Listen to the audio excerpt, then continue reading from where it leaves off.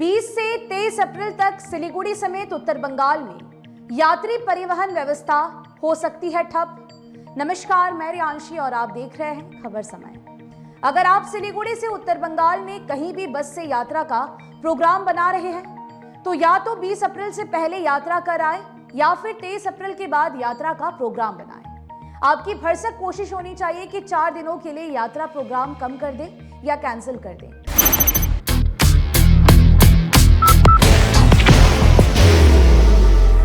There will only be one insignia. अन्यथा आपकी यात्रा अधूरी रह सकती है या फिर बेहद कठिनाई भरी साबित हो सकती है, खासकर अगर आप यात्री वाहनों पर निर्भर रहते हैं। सिलीगुड़ी के यात्री परेशान होंगे और परेशान होंगे उत्तर बंगाल के यात्री। सिलीगुड़ी से कुचबिहार, जलपाईगुड़ी, अलीपुरद्वार, मालदा, रायगंज आदि शहरों में बस परिवहन से जाने वालों के लिए तो मुसीबत ही है। स्थानीय स्तर पर भी एक स्थान से दूसरे स्थान पर जाने के लिए आपको परेशानी हो सकती है। सिलीगुड़ी में सिटी ऑटो परिसेवा 4 दिनों के लिए लगभग ठप रह सकती है। हाँ, टोटो वाले 3-4 दिनों में अच्छे पैसे कमा सकते हैं। आखिर 20 अप्रैल से लेकर 23 अप्रैल तक ये समस्या क्यों आने वाली है? बाहर की भागदौड़ अब नहीं तोड़ेगा आपके घर का सुकून। SBM गोल्ड UPVC विंडोज, आपके घर का सुकून। दरअसल बता दें कि लगातार इसको लेकर लोगों के सवाल आ रहे हैं। लोग सवाल कर रहे हैं कि क्यों यात्री परेशान होंगे। दफ्तर, व्यवसाय या अन्य रोजगार में लगे यात्रियों की क्यों परेशानी बढ़ने वाली है? दरअसल इसका कारण है कि 23 अप्रैल को होने वाला चुनाव कार्य में चुनाव आयोग के द्वारा छोटे बड़े वाहनों का अधिग्रहण किया जा रहा है।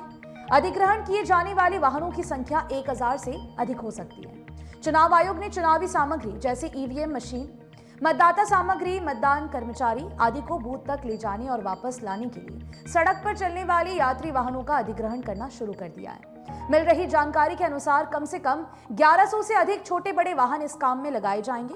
इन यात्री बसों या सिटी ऑटो को चुनाव कार्य में लगाए जाने के बाद सिलीगुड़ी की सड़कों पर वाहनों की कमी हो जाएगी। इससे उस दौरान यात्री काफी परेशान होंगे।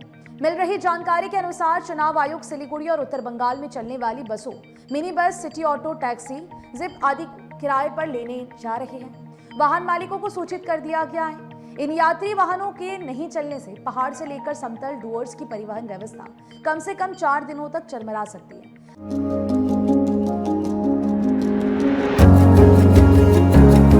मनोकामना हॉस्पिटल, इस्कॉन मंदिर रोड, सेवक रोड, सिलीगुड़ी। आपको बता दें कि सिलीगुड़ी शहर से पहाड़ और आसपास के इलाकों में कम से कम 500 से 600 मिनी बसें नियमित रूप से चल रही हैं और वाहनें चल रही हैं। सेवक रोड पर स्थित PC Mittal bus terminal, Siliguri junction आदि क्षेत्रों से चुनाव आयोग परिवहन की आपूर्ति करेगा।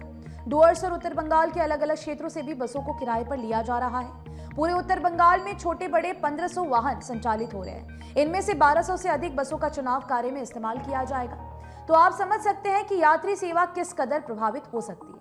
Elevate your career at IIHM Siliguri, organizers of the International Young Chef Olympiad. Earn a degree with placements in France and Mauritius. Now in Kalimpong.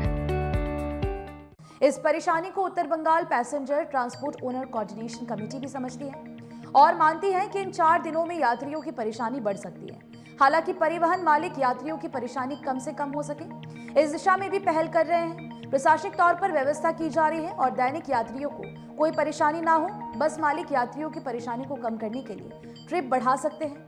जिला प्रशासन ने बस मालिकों से सहयोग बनाए रखने की अपील की है। इन सभी वैकल्पिक व्यवस्थाओं के बावजूद ये कहना ठीक नहीं है कि यात्री 4 दिनों में परेशान ना होंगे, क्योंकि बस की कमी होगी तो रोजमर्रा की जिंदगी प्रभावित हो सकती है। सिलीगुड़ी में सिटी ऑटो कम चलेंगे तो यात्री परेशान होंगे। हालांकि परिवहन संघों के द्वारा आश्वासन दिया गया है कि यात्री सेवा को सुचारू रूप से चलाने की व्यवस्था की जाएगी। 23 अप्रैल के बाद चुनाव कार्य में लाई जाने वाली छोटी बड़ी बसों को मुक्त कर दिया जाएगा, यानी वे सामान्य सेवा में वापस आ सकते हैं। फिलहाल आपकी क्या राय है इस पूरे विषय को लेकर हमें जरूर से बताइएगा। बता दें कि आपके लिए खबर हमारे प्रतिनिधि सुरेंद्र श्रीवास्तव द्वारा लिखी गई है। आप हमारी खबरों को YouTube पर भी देख सकते हैं। हर समय खबर समय। धन्यवाद।